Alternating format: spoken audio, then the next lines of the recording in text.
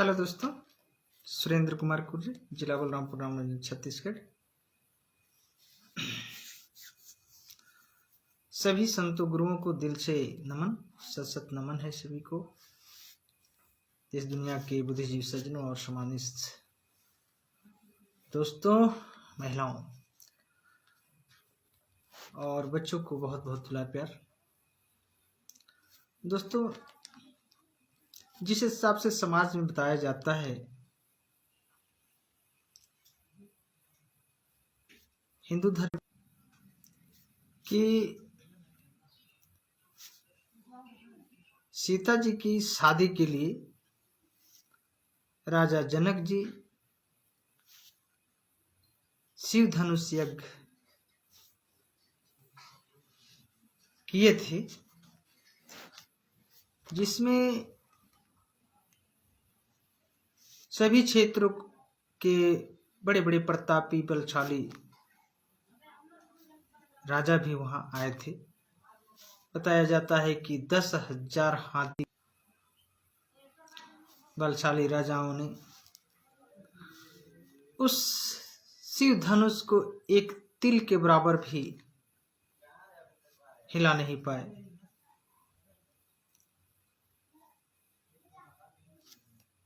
लेकिन उसी धनुष को सीता जी ने घर पुताई करते समय एक हाथ से उठा करके अलग रखती थी और फिर पुताई करके फिर उसी स्थान पर रख दिया करती थी। और सीता जी अंतर्यामी और शक्तिशाली थी,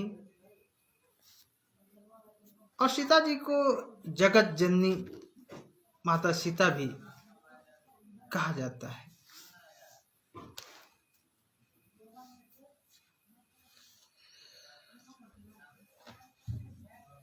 लेकिन दोस्तों,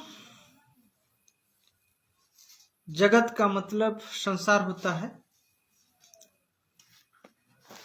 अब इसमें यह जानना होगा कि सीता जी एक जगत जननी थी, तो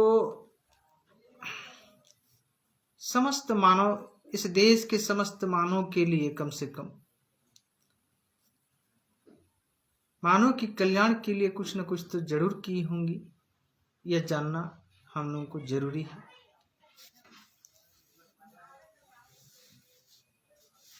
लेकिन एक चीज को और भी बताया जाता है कि सावित्री बाई फुले जी ने समस्त इस देश के समस्त महिलाओं के लिए स्कूल खोलकर उन्हें शिक्षा प्रदान की थी, और शोषित, पीड़ित, वंचित की गई समाज को भी उन्होंने शिक्षा प्रदान की थी, जो आज संवैधानिक रूप से शिक्षा का अधिकार हम लोग को सभी को प्राप्त है। महिला पुरुष समान, एक समान। अब इसमें समझना होगा दोस्तों कि सीता जी एक जगत जननी कही जाती है, और एक सावित्री बाई फुले जी की सारी बातें जो है स्पष्ट प्रमाण के रूप में मिलती है।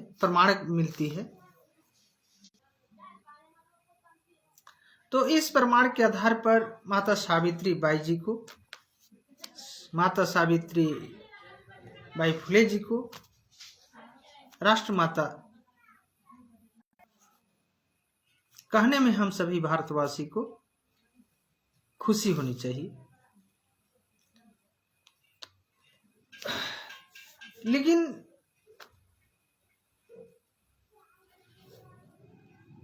यही समाज में बताया जाता है कि जगत जननी माता सीता के 2 पुत्र थे,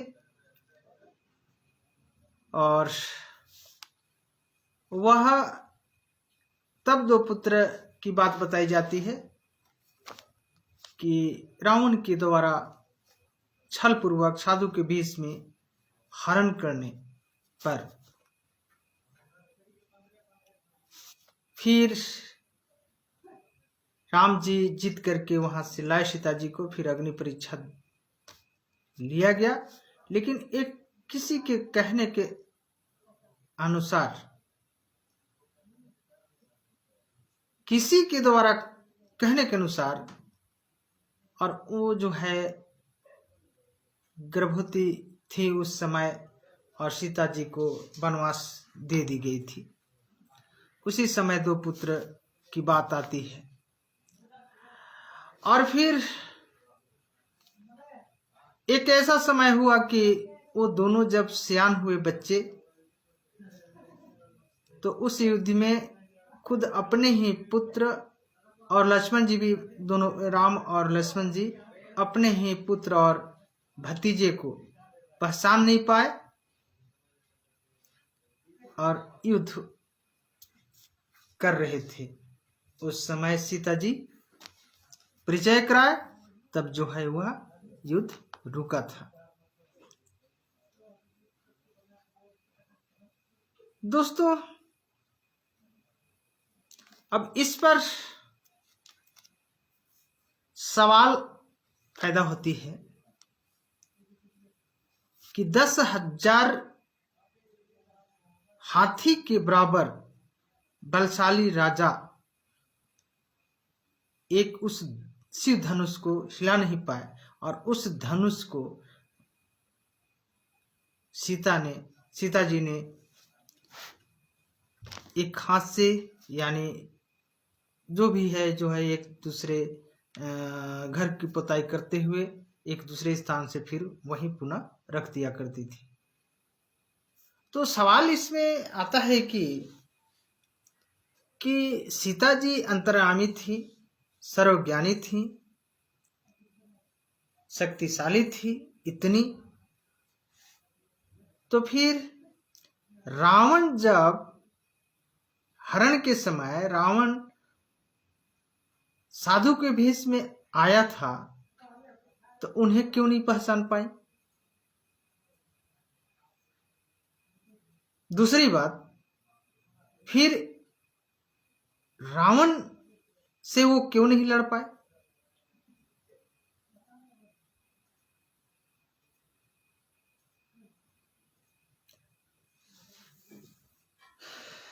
दोस्तों,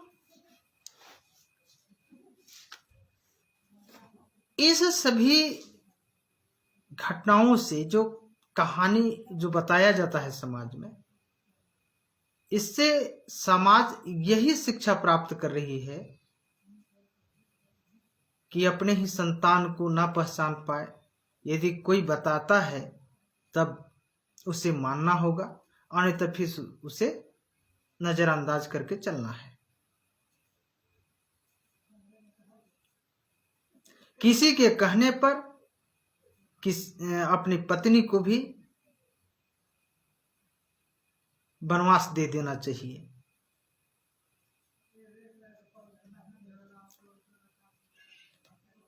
बिना सोचे समझे या कोई वजह बनाकर आपस में ही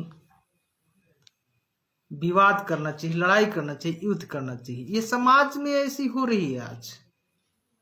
इससे यही शिक्षा हम सभी को मिल रहा है। तो दोस्तों, अब लास्ट बात यह है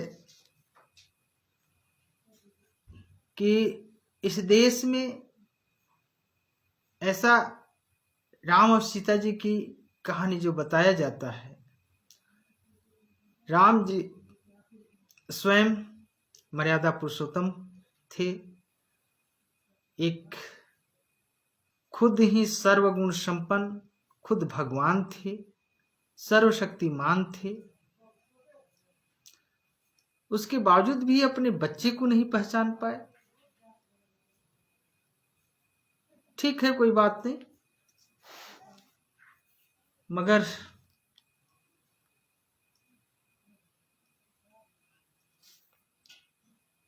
इतने सारे देवी देवता भगवान ईश्वर होने के बावजूद भी संविधान मिलने से मनोविधान लागू करके देश में इस देश के समाज को शोषण किया जाता था। और आज इस देश में बाबा भीमराव अंबेडकर साहब की रचित संविधान बनने के बावजूद भी षड्यंत्रकारियों ने सभी तंत्रों पर काबिज करके इस संविधान के दायरे में या तो फिर उसके विरोध में जोर जबरदस्ती भी, छल पूर्वक भी कब्जा किए हुए हैं और कब्जा करके आज तक भी वो शोषण कर रहे हैं। लेकिन किसी देवी देवता भगवान ने किसी अपराधी को सजा नहीं देने आया,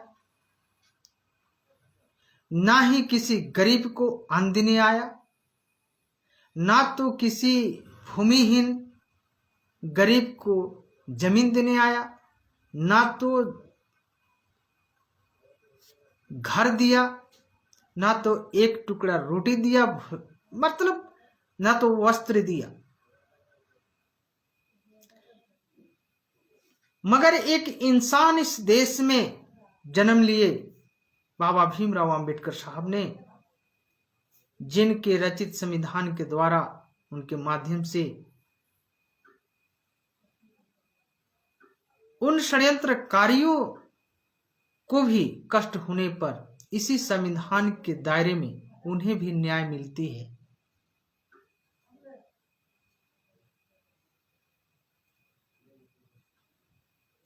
सबसे दुख की बात यह है दोस्तों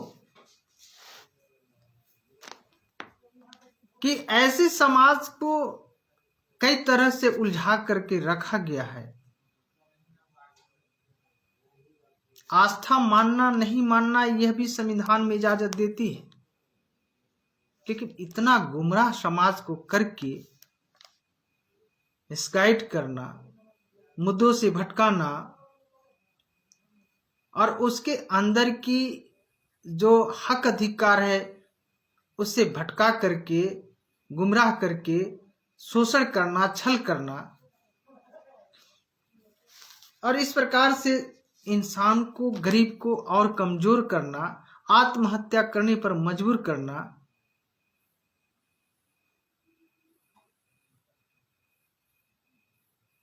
एक कैसी भारत की दुर्दशा है।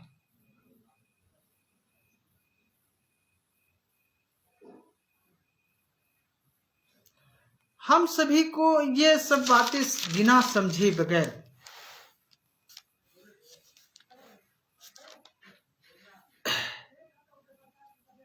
इस समाज को, इस देश का कभी कल्याण नहीं हो सकती है।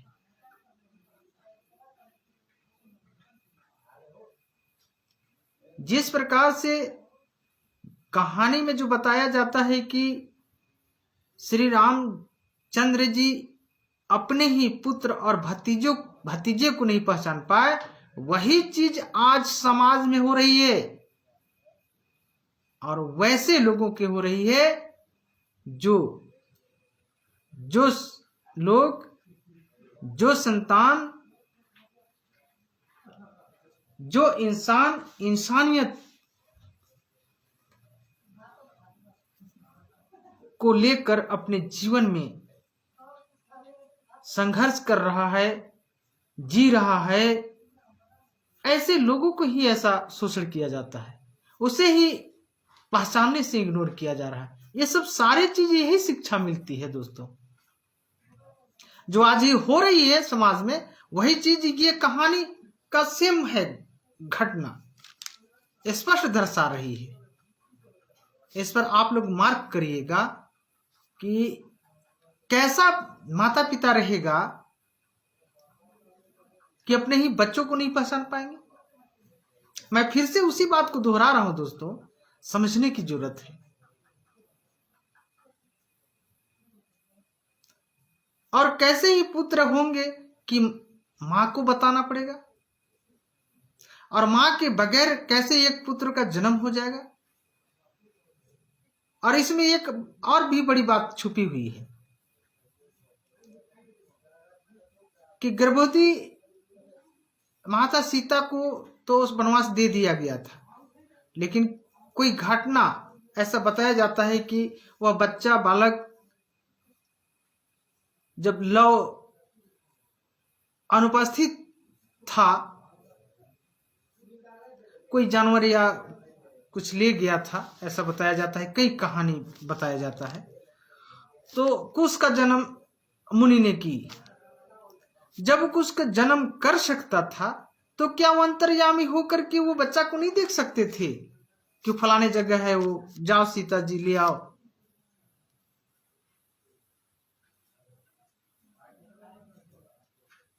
इस प्रकार से समाज को आज कहीं भी यदि न्याय पर आदमी जब बैठता है तो इसी प्रकार से बहुत सारे मनगढ़ंत बातों को सबसे पहले उलझाया जाता है, ताकि मुद्दा जो है उलझ कर रह जाए और जो षड्यंत्रकारी है, जो अपराधी है, अपनी गलती को छुपा ले।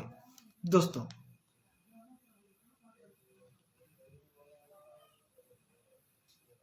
बहुत ऐसे जगह ऐसे होते हैं कि सबसे पहले तो किसी को यदि शोषण किया जाता है तो बहुत तरीका से, बहुत छल पूर्वक जो ये घटना जो ऐसा समाज में बताया जाता है कहानी, उसी तरह के, ताकि लोग सब कोई नहीं समझ पाए। बिल्कुल सही है। जो छल कपट जो नहीं जानता हो व्यक्ति, इंसान है, इंसानियत की चिन्ह पर जो जीवन जी रहा होगा, वो क्या जानेगा ये सब के बारे में क्या हो रहा है अंदर में। इतना षड्यंत्र में किसी को शोषण किया जाता है, इतना गुमराह कर दिया जाता है कि उसका प्रूफ होना मुश्किल हो जाए। और गोल गोल गोल गोल जब कोई न्याय पर बैठता है तो गोल गोल जिलेबी की तरह घुमाना शुरू कर देते हैं, ताकि वो मुद्दा भटक जाए और समय चला जाए और चलो अब तो क्या फैसला होगा, नहीं होगा। किसी न किसी बहाने बना करके वहां तो टालना है समय को। कुछ ऐसे भी होते हैं, मैं देखा हूं, मैं कुछ नहीं कहना चाहता हूं, कुछ ऐसे भी गधे लोग होते हैं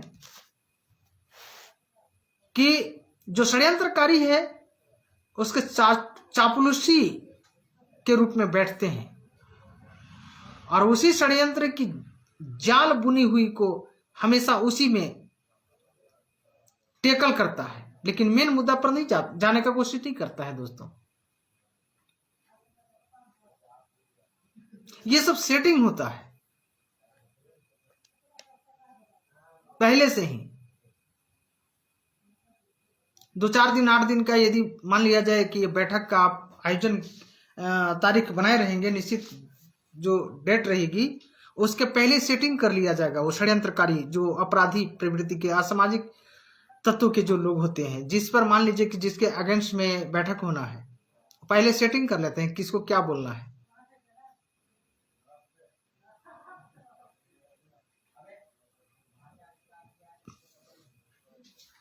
इसीलिए आज समाज में नहीं, खास करके आज, यदि मैं पहले भी बताया हूं कि यदि परिवार की नींव यदि मजबूत रहेगी तभी समाज का निर्माण हो सकती है। यदि समझ परिवार की यदि नींव मजबूत होगी तभी समझ समाज का निर्माण हो सकती है। और यही समझ परिवार का नींव मजबूत न हो सके, समझ परिवार का विस्तार ना हो सके, विकास ना हो सके, इसलिए वैसे परिवार में से कोई यदि कोई माइंडेड करने वाला है, उस प्रकार से यदि निर्माण कर रही है अपने सदस्यों को, परिवार को, तो उसको कमजोर किया जाता है। इतना कमजोर कर दिया जाए कि ताकि वो इंसानियत का नाम लेना भी जीवन में भूल जाए और पहले ही हार्ट अटैक से, डिप्रेशन के कारण या षड्यंत्र में मार दिया जाए।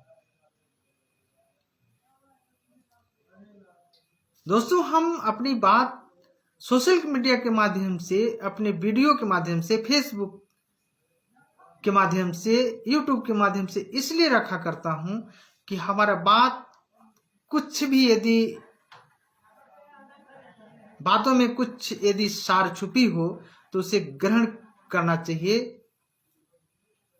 और आप लोगों में भी यदि कोई ऐसा जानकारी है तो कमेंट के माध्यम से एक दूसरे के साथ आदान प्रदान हो, ताकि हम भी आपके साथ सीख सके।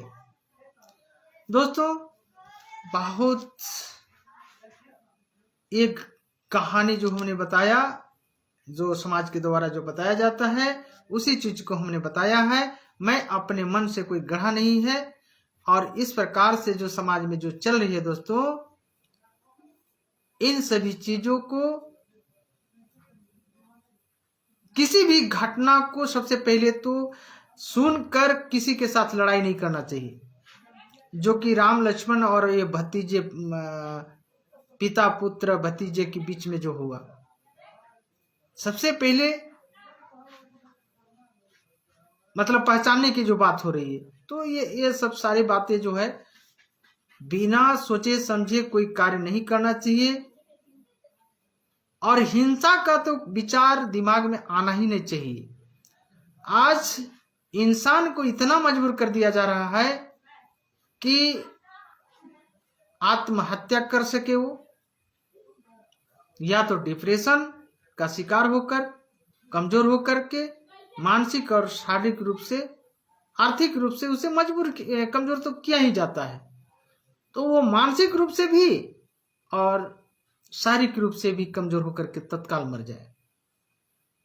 तो दोस्तों, इस देश में हमें कोई नॉलेज नहीं है हम इस देश की, लेकिन जिस हिसाब से हम लोग जहां रहते हैं, जिस क्षेत्र में हम लोग रह रहे हैं दोस्तों, इन सभी का कर्तव्य बनता है कि अपने घर से चीजों को ठीक करने की जरूरत है और एकजाई होने की जरूरत है। इसलिए मैं बार बार कहता हूं कि समझ समाज की, समझ परिवार की एकजाई होना बहुत जरूरी है। तभी समाज में, परिवार में इंसानियत और इंसान बरकरार रह सकते हैं। अन्यथा ऐसी जिलेबी की तरह गोल गोल घुमाने से और चाटुकारिता करने से, तलवा चाटने से शोषणकारियों का इंसानियत नहीं बच पाएगा। एक दिन आज आप सोच रहे होंगे कि हम आर्थिक रूप से संपन्न हो जा रहे हैं, हमें कुछ नहीं होगा। इंसान को मरने के बाद, मराने के बाद आपका भी दूसरा नंबर में बारी आएगी। इतना सोच लीजिए, नोट कर लीजिए इस बात को। जब इतिहासकारों ने बताया करते हैं कि इस देश में विदेशी आक्रमणकारियों ने, हिंसकों ने इस देश पर एकाएक काबिज नहीं किए थे। बहुत ज्यादा छल कपट, छल पूर्वक इस देश पर काबिज किया, लोगों पर काबिज किया, अपने फेवर में कुछ लोगों को बनाया, अपने फेवर में किया, तब जाकर के इस देश में कब्जा किया। और देश में जो कब्जा किया, मैं तो कहना चाहूंगा कि आज भी यह ST SC OBC समाज बिल्कुल आजाद नहीं है। वैसे लोग आजाद हैं जो शोषणकारी हैं। आज जांच करवा लिया जाए ईमानदारी पूर्वक कि इस देश में इंसान कुछ ही % चैन की रोटी खा रहे होंगे, जो पहले से मजबूत होंगे। पहले से अर्थात संविधान मिलने के बाद कुछ उनको सपोर्ट मिला होगा तब, और जिन्हें सपोर्ट नहीं मिला, संविधान पर और देश के समाज पर भरोसा करके जो जीवन जीते आया, वैसे पूर्वज की आज जो संतान काफी मजबूर हो चुके हैं। संविधान बनने से तो हैयत ही हमारे देश के समाज शोषित। दोस्तों, हम सभी को समझने की जरूरत है। अब मैंने जो इस कहानी में टूटी फूटी शब्दों में ने जो कहा, हमसे आप लोग बेहतर समझने का कोशिश करिएगा और इसे समझ करके समाज को आप लोग बेहतर ऊर्जा देने की कृपा करिएगा, मेरे तरफ से निवेदन है। और यदि लगेगा कि हमारी बातों में कुछ सार है, थोड़ा सा भी, 1% भी, तो मुझे भी वीडियो को लाइक, कमेंट, सब्सक्राइब यूट्यूब में भी और फेसबुक में भी जरूर करिएगा, ताकि हमें भी कुछ आर्थिक सहयोग मिल सके। क्योंकि मैं लंबे समय से 7-8 साल से ये संघर्ष कर रहा हूँ, और ये सोशल मीडिया में आने का मेन वजह था कि हमारी बातों को पहले घर में दबाने की कोशिश किया गया, फिर सामाजिक रूप से दबाने की कोशिश की गई। ये षड्यंत्र हमारे साथ बचपन से जो होते चली आ रही है। तो मैंने सोचा कि कुछ काम यदि कर रहे हैं हम, तो उसे सोशल मीडिया के माध्यम से भी आज यदि सुविधा है तो रख सकते हैं। इसमें भी तो बहुत सारे कंट्रोल दूसरे लोगों का है, और हम उतना तो जानकार है नहीं कि इन आउट एरिया में भी जा करके इस पर छल कपट वाला दुनिया में भी हम इसको दुरुस्त कर सके। दोस्तों, आप लोगों को लगता होगा कि हमारी बात अच्छा है, तो आप लोग लाइक, शेयर, सब्सक्राइब जरूर करें। सभी को नमस्कार, प्रणाम। जय भीम, जय समाज।